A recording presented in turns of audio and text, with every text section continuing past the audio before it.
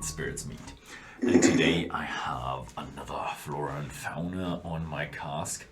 And yes, technically this should have been tried by Horst or Horst and me together, but he is currently not available, so I'm gonna do it myself.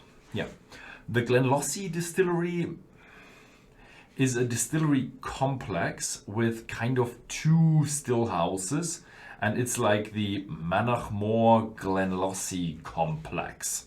And they do Manachmore and then Glenlossie, so they don't do it kind of both of them together. And I think summer is for Manachmore and the winter is for Glenlossie. Both of them are filled in the Flora and Fauna series from Diageo, and some of the Glenlossie are also filled in single casks, but they are not well known, a bit rare, and yes, so it's kind of a little bit of a gem to know the Glenlossie spirit. It is a Speyside, and it's one of these Speysiders that are very mild, and I'm not quite sure if it's sweet, but it's mild and light. This should be the theme of what of the bottle. The three spirit stills at the Glenlossie distillery have purified installed between the line arm and the condensers. This has a bearing on the character of the single malt Scotch whisky, produced with a fresh, grassy aroma and a smooth, lingering flavor. Built in 1876 by John Duff, the distillery lies 4 miles south of Elgin in Morayshire. Moray is kind of the coast, I would say, and Elgin is near the coast. There are only a few miles or kilometers left to the north coast of the Speyside, and this is 4 miles even inward, so it's pretty much inward. Oh, let me show you the bottle. It's a nice bottle with another animal on it, and it's a standard liquor bottle with a black capsule, so it's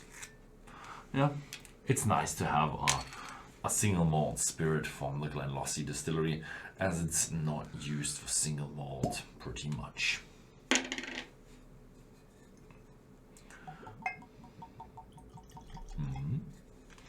Yeah, there's a light flavor of a light ex-bourbon whiskey filling the room.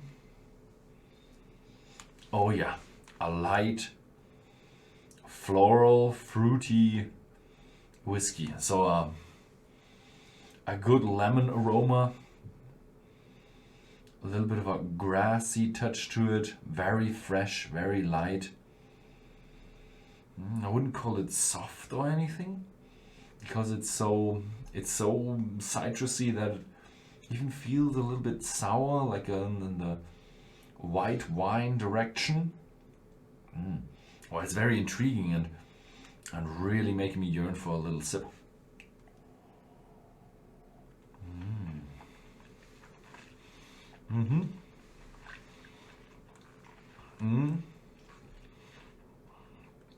Taste is a little bit sweet, with also a lot of citrusy, fresh aromas, grass, flowery touch to it. So their style that they told, they really hit that style of fresh, floral, grassy, single malt whiskey. Usually Speyside is also connected to a lot of sherry maturation. This is not the case here at all. So this is the typical very well done second fill bourbon cask maturation. Unfortunately, this is just my speculation. They don't tell what kind of casks they use, but from what I speculate, I would say a lot of second fill, maybe a few first fills here and there.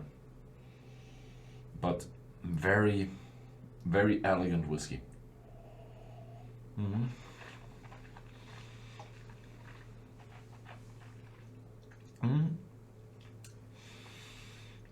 A little bit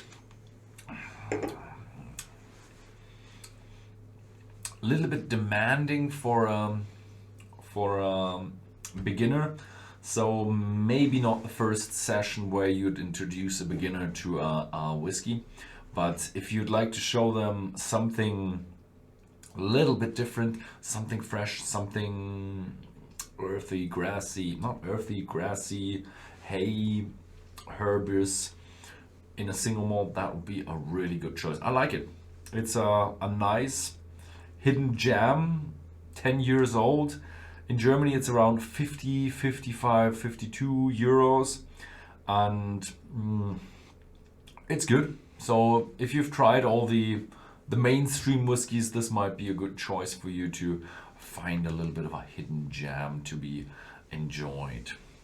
Yeah, that was it. Thank you very much for watching, and see you next time.